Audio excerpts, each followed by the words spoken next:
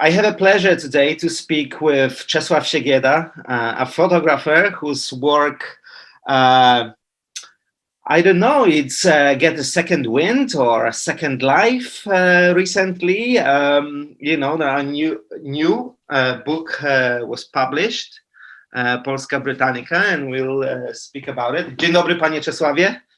Dzień dobry.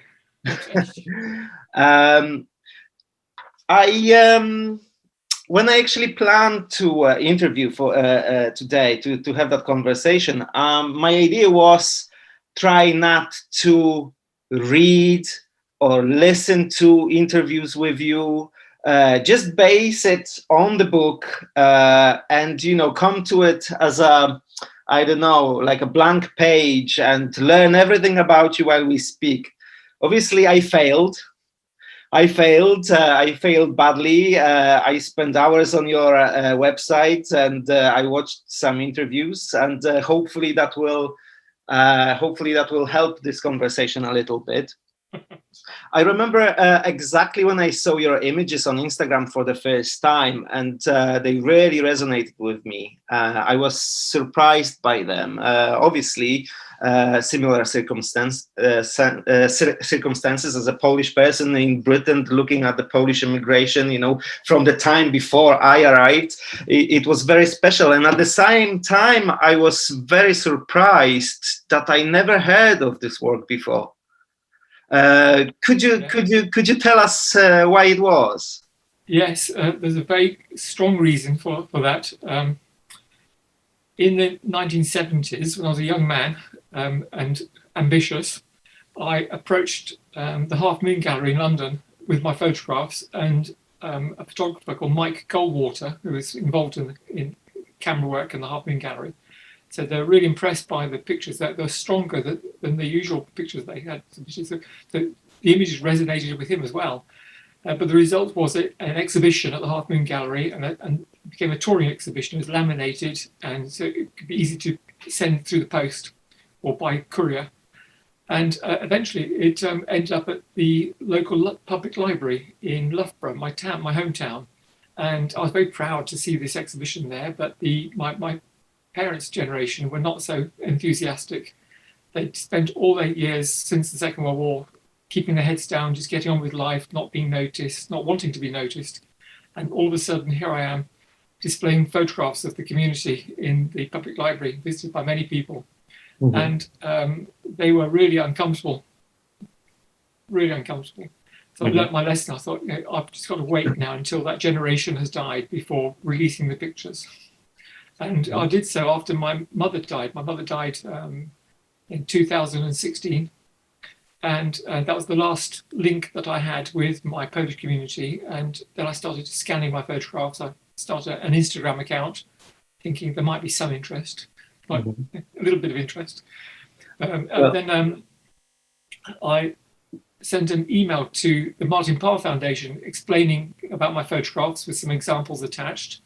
That was on in the evening. The following morning, I had an email from Martin Parr, a very promising British photographer,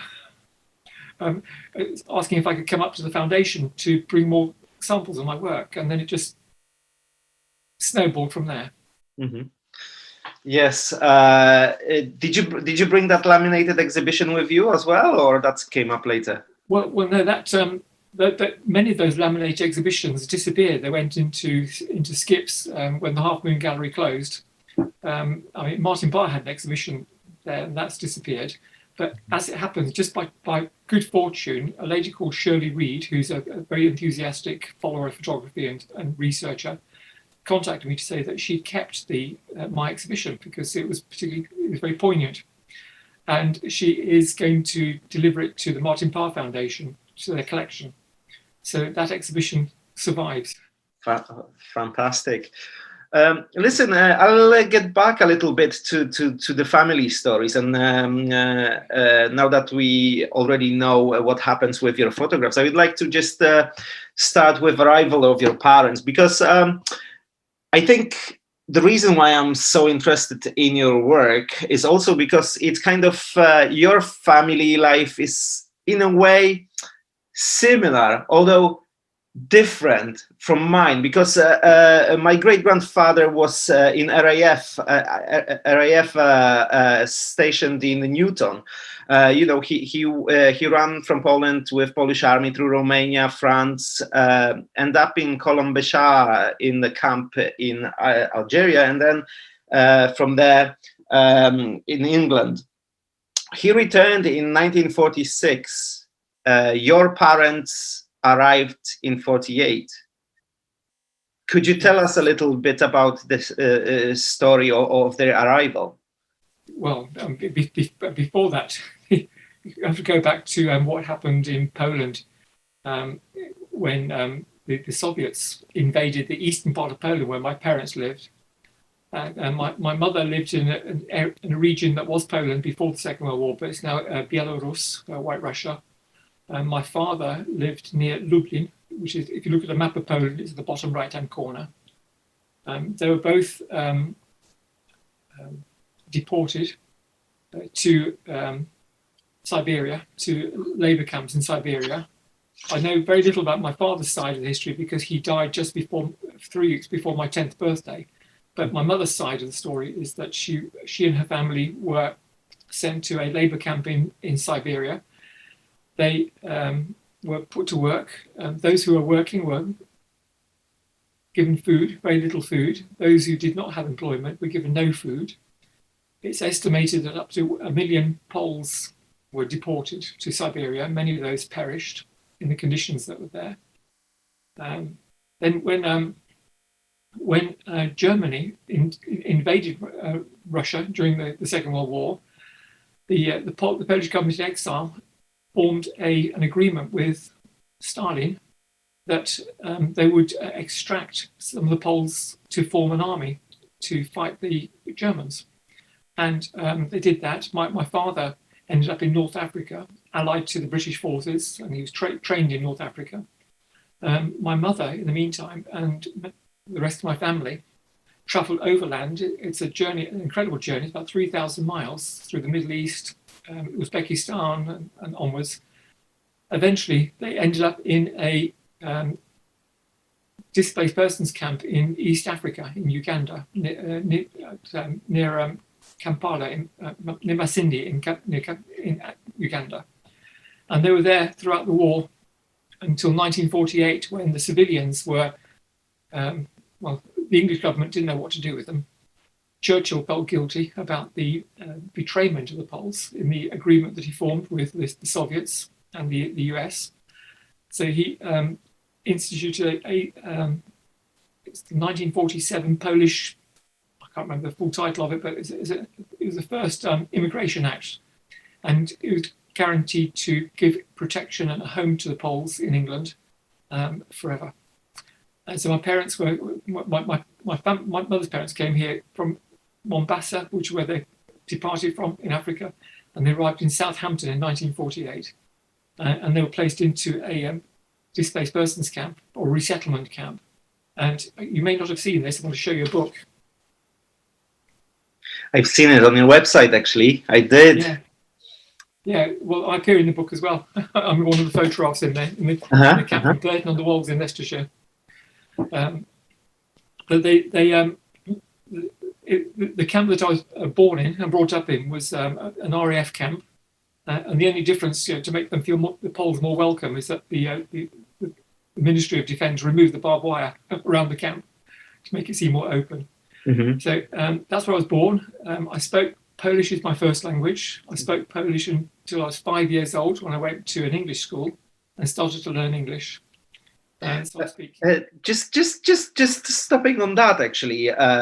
Never planned to ask this question, but how did it work then? Was English becoming your main language, or you still being confident with both? Today, English is my main language. Mm-hmm. I can understand and speak Polish, but I've very little opportunity to speak Polish here locally. Before Brexit, if I went out to a restaurant, there'd inevitably be a waiter or a waitress that was Polish, and I could pick up their accent. And I say politely in English, "Where is your accent from?" And they'd say, "Oh, I'm Polish." And so I then reply in Polish, and then we have a conversation in Polish. But where I live now, there is no Polish community here. There are Polish people like yourself, that next generation that arrived in England, but I rarely meet them here where I live. Yeah, this is a very interesting point. I think that's what was also very exciting while I was looking at your images, the strength of the community. And I think it is like when I arrived to Cardiff 15 years ago, there was still a Polish house on Newport Road. And I spoke, photographed, and interviewed some members of the old community. I think the strength of the community, post-war community, is because it was forced movement, right? People wanted to really, if they could, they would stay in Poland. So they created their little Poland in Britain. For us, it's completely different. If we want, we can go back. There is no political, although it's maybe not the greatest, but you know what I mean. I still can go back there if I would like to. It wasn't a possibility for many members of the community, right? That's correct. Yeah, it was. They felt bitter by the decision of the British authorities over what happened to Poland with the division between Germany and the Soviets. Those who did go back suffered unfortunate consequences. Many were sent back to Siberia. So all they had left was their faith in their Roman Catholics. So they stuck together because of their religion. They stuck together because of their shared experience. They all knew what they'd been through. And so it was a very tight-knit community. It was the same. I mean, I grew up in Loughborough in the Midlands. The next communities nearest were in Nottingham and Derby and Leicester and Melton Mowbray. They were all very close communities, very, very tight-knit. They supported each other very strongly. And they clung to their language and their religion. And when I was growing up as a small boy, we had Polish school on Saturdays. And the key things that we were taught were the Polish language and our religion. Polish priest took a special lesson, taught us our catechism and everything else. And he was a very fierce priest, but it was good, well intended. Is it the priest that appears on the images a lot?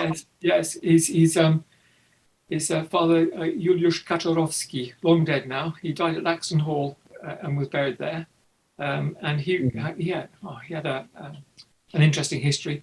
He tried to escape to Romania, was captured, and was sentenced to 2 or 3 years in a penal colony, and then was liberated when the Polish government in exile agreed what they were going to do. And then he worked with the Polish army. He was at Monte Cassino, providing support there, and then came to England to work in the Polish parishes here. And he had the sort of face that only a mother could love, but he's actually a very kind man, and very generous with his work that he did. I will go back to him a little bit later as well, but just wanted to ask you, just going back to family story. Do you remember anything from the resettlement camp as a kid? When did you?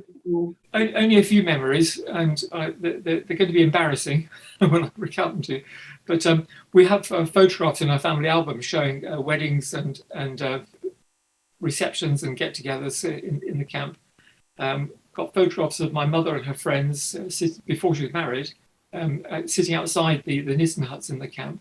The other memory I have is the day that we actually relocated from the camp to our house in Loughborough, and it was a truck with a lorry with an open back, not covered in, and what possessions we had were loaded onto the truck to take over to our new house. And that was it. Those are my two memories, and the rest I get from that book about the resettlement camps in England. You started photography quite early, and you spoke about it with Martin Parr already. So we don't really have to go there. My question is, because if anybody wants to hear it, let's point them to that conversation on the couch with Martin Parr, because it was very interesting. But what I'd like to ask you, in the conversation, you mentioned that you was photographing your family long before the first image long before you went to university, where you created the images, or a photography course where you created images that are in this book. The first one is, I think, from 1974. You photographed before that. Did you have a chance to look at these images lately? Yeah, I do. They are. I'll just show you. Oh, brilliant! Before I went to photography course, and before I knew about archival storage. Oh wow!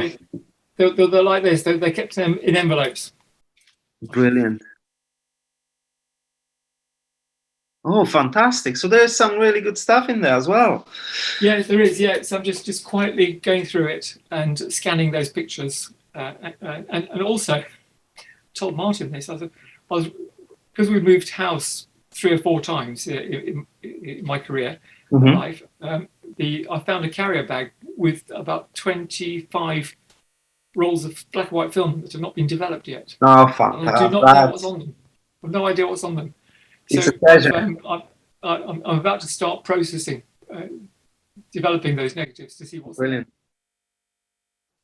That's amazing. Okay, let's talk a little bit about the book. You mentioned already that what actually started it. You sent the email to Martin. You met with him.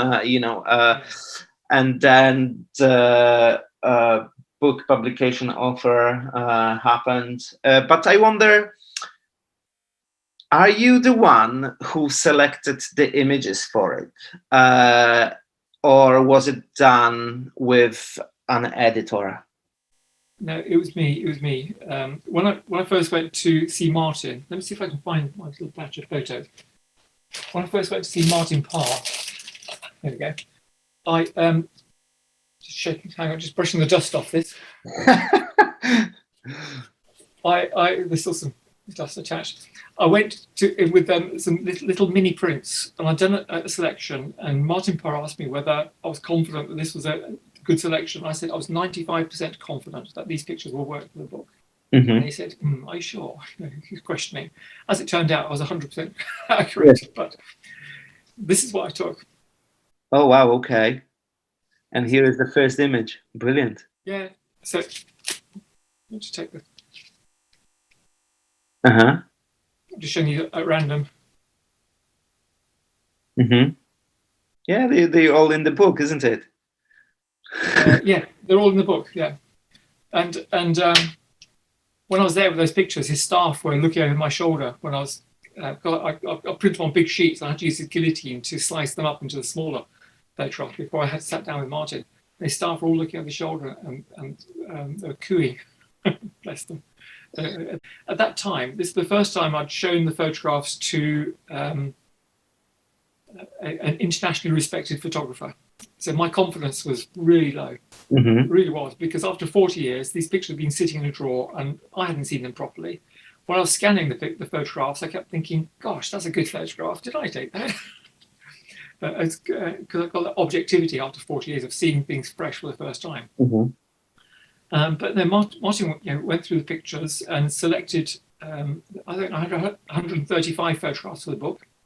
So we narrowed it down to the selection for the book. Rudy Toems was there too. He's the publisher, and he was looking over Martin's shoulder. And when the photograph came up of the priest taking a photograph with the 3-wheeler car in the background, Rudy just casually said, "Oh, that'd be a good photograph for the front cover." And here it is. Show it again. Rudy, yeah, that's it. So Rudy, you're on. The great choice. The reason that Rudy was there was because I'd had an exhibition at Multi-Story in the West Midlands. It's an arts festival that specialises in photography and community photography. And Martin Parr suggested that I contact the director of the festival because a great photographer called John Tonks was going to be exhibiting his photographs of the Polish community now in the West Midlands that he'd been taking, and this would be a good sideshow to go with it. So that's how that came about. That's how I met Rudy, through that contact. And I was going to publish the book myself independently, and out of the blue, Rudy said, "No, I'll publish it for you." As far as he says, as far as I can see, it's just a question of cash flow. There's no risk, and I'd already had a grant from the Polish Cultural Institute. It offered £2,000 towards the cost of publishing the book, using the book. Okay. I said, "Thank you very much. That's really, I'm really grateful." So Rudy stepped in, and then I worked with Rudy's team to fine tune the selection for the book. And at the back, there's some background history written by Jane Rogoyska, who's a very fine writer and very interested in Polish history because of her parentage. And she wrote, I think, a brilliant story about the pictures and the Poles, my parents' generation. Very interesting text at the end of the book, indeed. Speaking of images, you said that you have around 300 good images of that, but I assume you have hundreds more somewhere. Yes, I do. I wonder.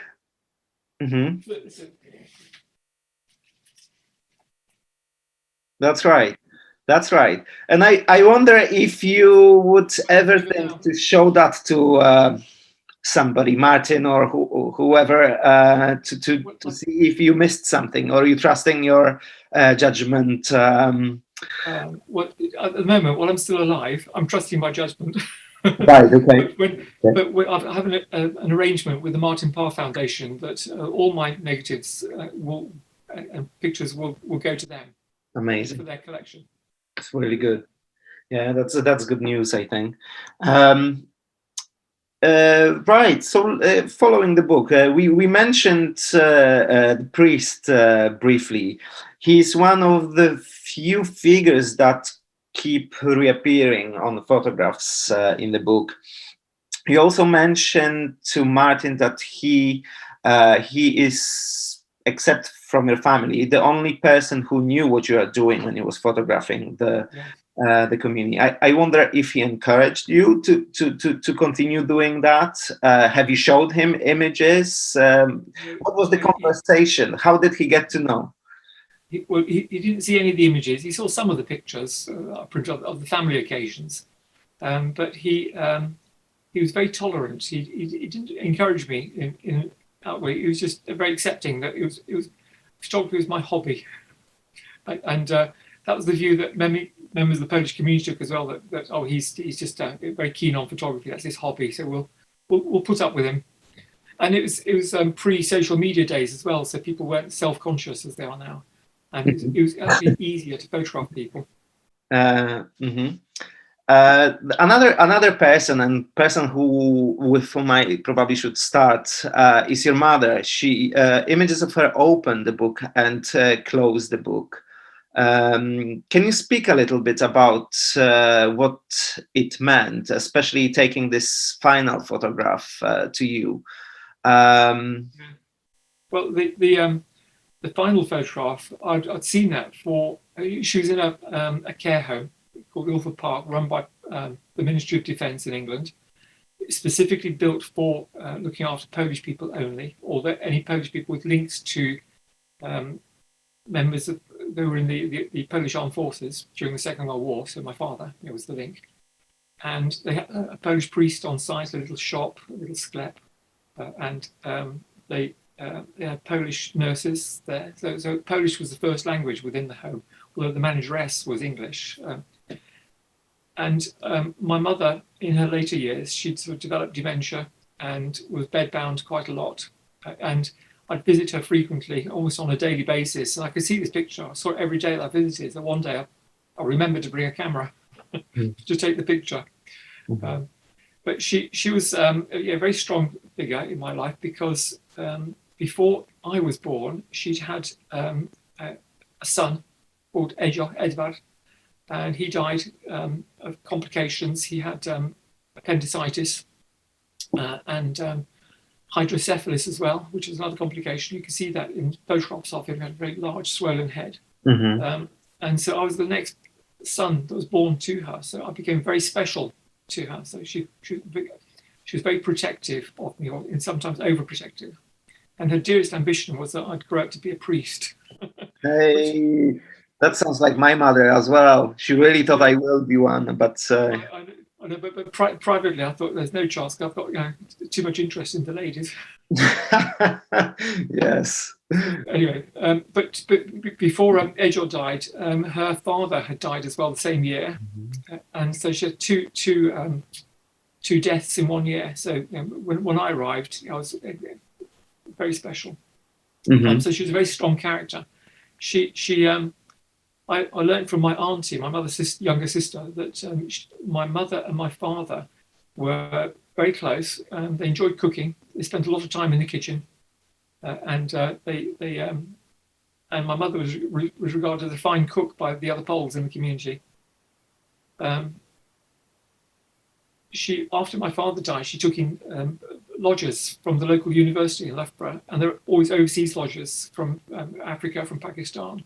And I have to say, commendably, that she was not a racist, because she took in these people of colour into her home, cooked for them, learnt their diets. I remember to this day the taste of a dish that she made for a Pakistani lodger that we had called Hatim Ali Lotia, and she made chapatis for him, and she made it was beef or lamb in a sauce, a red sauce. I can taste it now. It was delicious. Oh, I wish I could have some now. It was gorgeous. So she was very loyal and supportive in that sense. What I did pick up from her is my Polish. I spoke Polish the way that she spoke Polish. And in 1976, the only time I visited Poland, before the Iron Curtain, the Iron Curtain came down, and it was very much a communist country. I was in a taxi in Warsaw, and the taxi driver said, "You speak very good Polish, but may I just say that you speak Polish with a Russian accent?" And it's because of the region that my mother lived in Poland. Fantastic. This is brilliant. I expected to hear with English accent or something, but this is fantastic. Right, how was it when you traveled to Poland? It was grim. It was grim. If you can imagine living under having a really thick grey canvas over you that let very little light and air in. That's what it's like. Everybody very nervous. On the public transport, there were a lot of military personnel everywhere. It was 1976. It was a really hot summer as well, really hot. I went up to visit relatives in the Elbląg region. And we couldn't find them when we first arrived. She was my girlfriend then, she's my wife now. So we had sleeping bags. We found a dry ditch. We slept in the ditch overnight. The next morning, when there was some life in the village, we found my relatives. We told them they asked, where did you spend last night? So we explained, and they said, "You could have been murdered." They were really, really shocked by it. But they were very poor. And my wife has been a lifelong vegetarian. I became vegetarian when I met her. We stayed with my relatives for a week there. And they said, "You won't live for another 2 weeks if you don't eat meat. You'll die without meat." And they kept trying to slip boiled pork onto. We had a dish of boiled potatoes, which is fine, with some fennel on the top, and then they put boiled pork on the top of that, just to beef us up. So was the Poland you witnessed, the Poland that you knew from England? No, in terms of culture, community, not necessarily the political. Growing up in my Polish community, my parents' generation spoke of a very romanticized Poland before the Second World War, and that coloured my view of what to expect. And what I found was totally different to what I'd been believed to expect. So it was a shock to the system. Yeah, this is exactly. I actually saw that in your images. it's phenomenal how this fragment of Poland was actually preserved in another country, right? Yeah. Well, there was a generation just lost in time. That was it. They're frozen in time. And I had the good fortune to be a competent photographer and That's in right. the community. Speaking of the images in that book, Martin Parr said that the images could be very well taken in Poland. He writes it in the introduction and also mentioned it in the interview. But I can't stop projecting the exile on them. That's what I see. Especially, like, it hit me actually when I saw. I'm speaking about the book precisely now, not about the Instagram. On the fourth photograph, where your stepfather sits and eats at the table, and your mother comes, and his expression, and your mother, it just it hit me immediately. I said, "There's so much more than that in it." Phenomenal. Right. So I think one of the warmest images in your book are images of your brother Józef. It seems to me, I didn't know why, but he looked up to you. Yeah, we were very close. We're still close now. He lives in Cambridge. He doesn't look like he does in the photographs now. He's got a beard like yourself. and anyway, he's got his own family. But he was a great model as well. He wasn't camera shy, so he was very handy. But he also meant that he wasn't aware that I was taking photographs. So there's one picture of him after our stepfather had scolded him for an incident. I'll explain what the incident was in a moment. But he was on his first Holy Communion day, and he was standing in the hall, the long hallway of our house. And he's looking down, and there's sunlight beaming down onto his socks. Fantastic image. Yeah, and I was there. I took the shot. There were other photographs that day too, but that was the one. But the incident behind it was that Józef was a passionate footballer, not a very good footballer, but passionate. And we had a backyard where he practiced with his football, and he kicked the ball, and it broke the kitchen window. Glass everywhere. So my stepfather scolded him, and so he was recovering from that emotional beating. Anyway, in a recent conversation with Józef, he said, "Oh yeah, that happened often." He said, "Dad had about half a dozen panes of glass ready to replace." Brilliant. Another thing that comes up in your book is death. A lot of images of graveyard, a lot of images of dead people. I looked at your website, and you actually have a special section for that subject matter. I remember as a child when I was going to my grandparents. To Bydgoszcz on summer holidays, they had little kind of box with images, and between these images was like a little album. I think it was made a book. It made us look like a book, but it was just photographs, prints of a funeral. People. It was just. I remember being. I don't know, disturbed by it, but at the same time fascinated by it, and I kept coming back. You actually say that in the community, in your community, death was part of life, which it is, but it was on the often spoken about. I wonder if that helped you to take images of death, and how did you approach photographing death? What it meant. Was it more difficult or uncomfortable, or could you speak about that? It wasn't uncomfortable. It was a frequent occurrence. When I was growing up, I was an altar boy, so often I would attend funerals firsthand. Be close to the coffin and the mourners and the grieving family. When I was taking the photographs that appeared in the book. I wasn't an altar boy anymore. I was a student, but because I was part of the community, I was accepted as one of the mourners attending the funeral. And I took photographs as well. And and when you're actually at a funeral and somebody's taking photographs, nobody's going to jump out of the crowd and say, "Oh, you stop that," because they're all grieving, they're focusing on the departed person. So it was an opportunity to photograph these private occasions. But in addition to that, the equipment I was using helped as well. I had a Leica M2, which was older than I was when I was taking the photographs, but it's a very quiet camera, so I could point and shoot discreetly, and which is how many of those photographs happened, because they didn't hear the sound of a shutter going kalang in the background, and it was.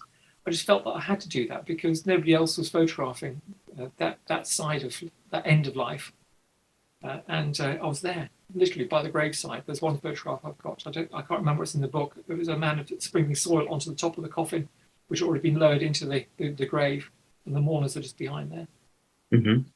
But my first encounter with death and bereavement was when my father died, just 3 weeks short of my 10th birthday. Sure. And I remember not feeling any emotion, just locking myself in, just taking in everything, but not actually responding emotionally. And we were there at the funeral parlour to see him in his coffin. It's a Polish tradition to kiss the departed. My mother encouraged my sister and I to kiss my father. I remember that to this day. It was a really uncomfortable experience. But then, since then, I've seen more people in coffins, and I've got photographs on my website, on the Instagram account of that. In fact, this week, as it happens, I'm preparing the funeral arrangements for my 98-year-old mother-in-law who died last month, and her funeral is next week. So it goes on with the death thing. Our family album is full of photographs of our family at the graveside of departed relatives. So it's really unusual. You go through it, and it looks very morbid when you see all these pictures at the graveside. And it's I don't know whether every family's album was like that, but ours was. So death was a recurring theme in our life. Part of life, indeed. Speaking of continuing the work, when you start photographing Polish community, is this when the idea for photographing Indian community comes up? No, that was pure chance that happened. Because I was freelance, self-employed, no income. There was an opportunity to apply for a fellowship with the West Midlands Arts Association that no longer exists, but it was a 2-year fellowship, so that would mean an income guarantee for 2 years. And I applied, and I won. I got the fellowship. I was based at a community school in Coventry, Sydney Stringer. It still exists, but it's just reincarnated as an academy now, I think. And I elected to photograph the Asian communities that lived in and around the school and whose pupils were at the school. So I did that for 2 years. So I've got an archive of photographs that I've started to scan and digitize from that work. It was exhibited at the time, but it's not been seen since. Oh, okay. It was exhibited as well. Yes. Yeah. It was part of the fellowship. I can't remember where it was exhibited, but it was locally in Coventry. Why did you choose Indian community? Do you remember? Yes, because the part of Coventry that the school was located had a very strong Asian community presence there. So I thought, well, why not? It's and it was very interesting too, because I met the Hindu communities, the Muslim communities, the Sikh communities, and was invited to their festivals, into their homes as well. And because I was a foreigner myself, an immigrant myself, it was much easier to say hello to them and be welcomed by them, because we shared similar experiences. And what do you plan to do with that work?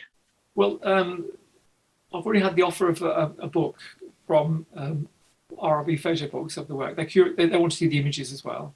Martin Parr wants to see the images. And, I've got two good champions there for the work, 3 now with yourself. The work, yeah, I mean, I remember some of the images, you know, to this day, but they're actually sitting. You can't see it; it's out of shot, but they're in a box just here behind me. And my publisher said that if something happens and you die, before that, just write on the box, "Send to Bristol." This is when you know the work is important for to someone. Yeah, yeah. I think because of the strength of the photographs from Polska Britannica, they're keen to see these pictures as well. But I've got other projects that I've done too. For example, when in my last year at Trent Polytechnic, I photographed a boxing club at a working men's club. It was on the top floor, and there's some very strong images from that. I can send you some of those later as well. I've photographed various artists and actors and actresses over the years, and four of my photographs are in the National Portrait Gallery collection. I posted one of them up onto my Instagram. I've had Humphrey Spender, who was a great photographer in his time, and I helped him with his archive. I think I've seen that. Yes, is it square photograph? Yes, it was a project called Mass Observation in Bolton in the 1930s, 1932-ish. But Humphrey also a photographer for Picture Post, and he was called the Lensman. He took photographs for the Daily Mirror, and all his negatives were rolled up in 35 millimeter film cans. So I helped to get them out. We started to make contact sheets and started printing the pictures. And I kept back a set of the pictures too that I printed for him, which I've donated to the Martin Parr Foundation.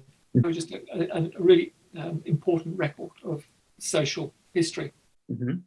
How have you been selecting? We spoke about Polish project. It's obvious you've been part of the community. We know the Indian, but how have you been selecting other subjects to photograph? It was just as simple as your interest at the time, or you just turned the corner and there was something. Oh, let me do this. Yeah, turning the corner, it's just chance. You think, oh, that's interesting.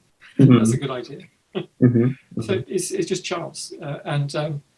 Because when I was after I left the photography fellowship, I had to survive. So I did freelance work, just commercial work, everything from industrial photography to advertising photography to wedding photography. I've done the lot. And I had an advertising studio in Nottingham, where I did a lot of work for advertising agencies, Leicester, Derby, and Nottingham. And I gave up after about 3 years because, with the exception of one agency, everybody else took over 90 days to pay my invoices, but they wanted the work yesterday. Yeah. So is that the sole reason for which you decided to change the career, or? Yes, yeah. Because I was beginning to look old and tired and weary. And there's one agency, they're great. They're only a small agency, but I did work for them. And I'd arrive with the work and my invoice, but I came away with a check. They were fantastic. They were my lifeline. Have you been photographing when you stopped working as a freelance photographer? Did you keep photographing for yourself, or did that kind of? Yeah, photographing my immediate family for myself. Just keep my skill there. So, we adopt dogs as well. Rescue dogs. So English Bull Terriers is the breed that we adopt. So over the last 20 years, we've adopted 10 English Bull Terriers. Oh wow! Okay. Three at the moment, and about to have another one in a few weeks' time. He's called Cedric. He's 3 years old. He's all white. He's very sweet-tempered. Brilliant. So I've got gorgeous photographs of them, but don't worry, there won't be a dog book. Hey. There's plenty of Japanese books that focus on cats or dogs, and the real master for me is Elliot Irwin. I mean, his dog photographs were just outstanding. So I can't compete with that. Are you photographing now? I mean, or you are too busy? I'm taking a break at the moment because one of the challenges that I have is that my wife has Parkinson's. And so I'm a carer for her as well. So it's difficult to work on a big project when you're caring for somebody. So sure. I don't know what the future holds and what's going to happen next. But at the moment, I'm focusing on the archived work and getting that out there, making sure that the Polish community photographs have a future. So, and that'll be they'll go to the Martin Parr Foundation. I think you're doing great work in there, especially, and also your website. Before we finish, just to catch on that, I mean, not many websites can keep someone for so long like your did. Of course, I am interested in your photographs for various reasons, but except from many photographs, much more than actually you can see in a book, you also share the documentaries done by BBC, links to various pages. You really kind of give context to photographs, becoming custosh of Polish community. Where's the idea of not many websites are so rich in background information, and also if you start showing your other images from Indian community, do you think you will have to start a new website because that one feels really closed? Yeah, no, that's my challenge. I keep thinking about my Instagram account, that if I start introducing a different flavor, it's not going to work. So yeah, there'll be a new Instagram account, a new website. One of the things I've been doing over the last 10 years now is helping businesses with their websites. So I've got experience in search engine optimization. That's my speciality, and building websites. So that won't be a challenge to do that. But the links are there because my background is marketing, and it's just a way of informing people about the Polish community that was here after the Second World War, because there's a lot of information out there, but it's scattered. There's nobody putting it together and helping, and many English people I speak to have no idea about the history of that generation and what happened to them during the war, before the war, after the war. And when I explain, they don't say anything, just open mouthed. It's just astonishing. And it is an incredible history. Had to work in a Soviet labor camp. She was a lumberjack, working with forestry equipment just to survive. And they go. And then there was a recent. I'll send you the link because I haven't added it to my website yet. But there was a documentary on Al Jazeera. It's a Canadian man who had a Polish grandmother, and he explored her links and roots in Poland, and it echoes very much what my mother's family experienced. Yeah, that's brilliant. Yeah, please send it to me. I'll be very interested to see it. Okay, thank you very much for your time. That was great. Good to meet you. Good to catch up with you, to speak about photographs, and we are waiting to see more. We are waiting for another book, and all the best to you. Bartosz, thank you very much.